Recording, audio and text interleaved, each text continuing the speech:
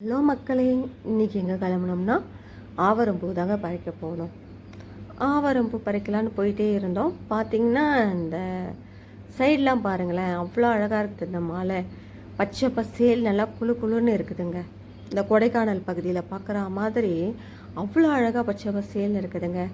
ஏன்னா இந்த தை மாதம் வந்தாவே எல்லோரும் நிலத்தில் பயிர் வைப்பாங்கங்க.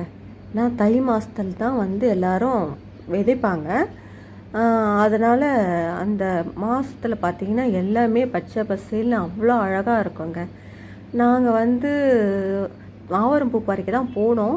பார்த்திங்கன்னா ஒரு செடியில் கூட ஆவாரம்பூ இல்லை. ஏன்னா இந்த பொங்கல் நாளில் இந்த ஆவாரம்பூ நிறைய பேர் பிச்சுக்கிட்டு போவாங்க. அதனால் எங்கேயுமே ஆவாரம்பூவே எங்களுக்கு கிடைக்கலைங்க. சரின்ட்டு ஆவாரம்பூ கிடைக்கல சொல்லிவிட்டு அங்கே பார்த்திங்கன்னா தொரட்டு முள் பழம், அந்த தொரட்டு முள் பழம் செடி நான் அதை சாப்பிட்டு ரொம்ப நாளாக ஆயிடுச்சு. ஏன்னா மேரேஜ் பண்ணின்னு வந்ததுலேருந்து நான் அதை ரொம்ப சாப்பிட்டதே கிடையாதுங்க. சின்ன வயசில் நானும் என் தம்பியும் இந்த தொரட்டு முள் செடி எங்கள் வீட்டு பக்கத்துலேயே இருக்கும். எங்கள் வீடு மலை பகுதி அந்த சைடில் இருக்கிறதுனால நாங்கள் என்ன பண்ணுவோம், அந்த ஒரு சில செடியில் இனிப்பாக இருக்கும் பழம், ஒரு சில செடியில் புளிப்பாக இருக்கும். நாங்கள் 2 பேரும் என்ன பண்ணுவோம், இந்த செடி உனக்கு, இந்த செடி எனக்கு சொல்லி நாங்கள் 2 பேரும் பிரித்து விட்டுப்போம். அதே மாதிரி மார்னிங் ஆன உடனே நாங்கள் ஃபஸ்ட்டு போய் விசிட் பண்ணுறது அந்த செடியாக தான் இருக்கும். அவ்வளோ இதுவாக இருக்கும் எங்களுக்கு அந்த பழம் சாப்பிட்றது. ஏன்னா இப்போ மேரேஜ் பண்ணிவிட்டு அதை நான் சுத்தமாக மறந்தே போயிட்டேன். அன்றைக்கி தாங்க போயிட்டு அந்த செடியிலேருந்து பறித்து சாப்பிட்டேன். ஆனால் நான் பறித்த செடியில் பார்த்திங்கன்னா புளிப்பாக தான் இருந்தது. அப்புறம் பக்கத்தில் பார்த்திங்கன்னா காட்டுக்கலக்கா அந்த பழம் தாங்க இனிப்பாக இருக்கும், காயெல்லாம் புளிப்பாக இருக்கும். அதுவும் எனக்கு ரொம்ப பிடிக்கும். அதுவும் பறித்து சாப்பிட்டுட்டு நாங்கள் சாப்பிட்டுட்டே இருக்கும்போது ஒரு கார் வேகமாக போயிடுச்சுங்களா. ரிட்டன் என்ன சாப்பிட்றீங்க, என்ன பறிக்கிறீங்க அப்படின்னு கேட்டாங்க. இழந்த பழச்செடி இருக்கான்னு கேட்டாங்க. இல்லைங்க, இது தொரட்டு முள் பழம், இது வருஷத்துக்கு ஒரு முறை தான் வரும் அப்படின்னு சொன்னோம். எங்களுக்கு அப்போ அங்கே அந்த செடி காமிங்க சொன்னாங்க. நாங்களும் காமிச்சோம். அவங்களும் அந்த பழத்தை பறித்து சாப்பிட்டாங்க. அதில் இருக்கிற ஒரு லேடிக்கு அந்த செடி ஏற்கனவே தெரியும் போல். இது எனக்கு தெரியுமே, நானும் சின்ன வயசில் சாப்பிட்டுருக்கேன் அப்படி சொல்லிவிட்டு அவங்களும் பறித்து சாப்பிட்டுட்டு இருந்தாங்க. சரின்னு டைம் ஆயிடுச்சு. கிளம்பி வரும்போது பார்த்திங்கன்னா அந்த காவா அது பெரிய பள்ளமாக இருந்தது. எங்கள் ஹஸ்பண்ட் இந்த காவாயில் இறங்கி போவியான்னு கேட்டார்.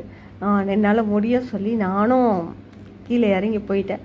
பரவாயில்லையே, இறங்கி போயிட்டியே அப்படின்னு சொல்லிட்டு அந்த பக்கம் நின்றுருந்தாங்க. சரி டைம் ஆயிடுச்சு சொல்லி நானும் அவரும் கிளம்பி வந்துட்டு நாங்கள் நின்றுட்டு பார்க்குறோம். அவங்க இன்னும் அந்த செடியில் அந்த பழத்தை பறித்து சாப்பிட்டுட்டு இருந்தாங்க. சரி நாங்களும் வண்டி எடுத்துகிட்டு கிளம்பிட்டு வர வழியில் பார்த்திங்கன்னா ஒரு கால்வா. இந்த கால்வாவில் பார்த்திங்கன்னா தண்ணி போயிட்டே இருந்தது. குட்டி குட்டி மீனுங்க, பக்கத்துலேயே வயல்வெளி. எனக்கு இந்த இதெல்லாம் ரொம்ப பிடிக்கும். அந்த தண்ணி, வயல், மீன், அப்புறம் மீன் பிடிக்கிறது அதெல்லாம் ரொம்ப பிடிக்கும். ஏன்னா சின்ன வயசில் நாங்கள் ஏரிக்கெலாம் குளிக்க போவோம்.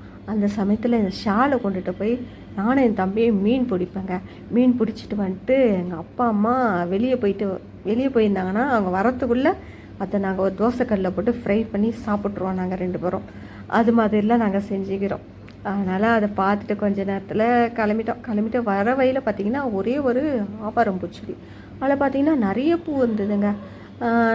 பரவாயில்ல, நம்மளுக்கு வர வழியில் ஒன்றும் இல்லைன்னா கூட ஒரு செடி கரைச்சிதே. இவ்வளோ நேரம் நம்ம தேடியும் ஒரு செடி கூட கிடைக்கல, இப்போ ஒரு செடி கிடச்சி சொல்லிவிட்டு அந்த செடியிலேருந்து அந்த பூவை பிச்சுக்கிட்டு பூ பிச்சுக்கிட்டே இருக்கும்போது பார்த்திங்கன்னா குட்டி குட்டி தவளைக்கா. அது என்னென்னா என் கால் மேலாம் ஏறி ஓடிச்சிங்களா. நான்ப்பா தவளைக்கா அப்படின்னு சொன்னாங்கட்டி அவர் என்ன ஒளிரேட்டிக்கு இருக்கிற அப்படி சொல்லி தவக்கா சொல்கிற அப்படி சொல்லி எனக்கு கிண்டல் பண்ணிக்கிட்டே இருந்தாருங்களா. சரின்ட்டு கொஞ்ச நேரம் கழிச்சு அந்த பூவெலாம் பறிச்சிட்டு சரி போதும் அப்படின்னு சொல்லி நாங்கள் வீட்டுக்கு கிளம்பி வந்துட்டேங்க. வரவேல பார்த்திங்கன்னா ஒரு செடி, அந்த செடி அவ்வளோ அழகாக இருந்ததுங்க. அந்த செடியில் பார்த்திங்கன்னா அந்த பூ லாவெண்டர் கலரில் இருந்தது. அந்த காய் பச்சை பட்டாணி காய் மாதிரியே இருந்ததுங்க. அது என்ன செடின்னு தெரியல.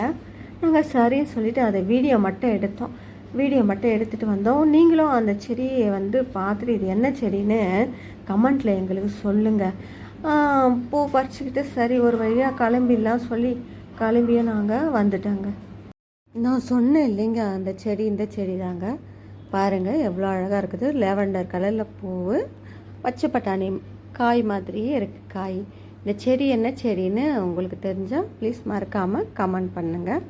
ஒரு வழியாக கிளம்பி நாங்கள் வீட்டுக்கு வந்தாச்சுங்க. என்ன ஒன்று போயிட்டு வந்தது ரொம்ப கால் வலியாக தாங்க இருந்தது. இந்த வீடியோ உங்களுக்கு பிடிச்சிருந்தா லைக் பண்ணுங்கள், ப்ளீஸ் சப்ஸ்கிரைப் பண்ணி ஹெல்ப் பண்ணுங்கள். இன்னொரு விலாகில் பார்க்கலாம்.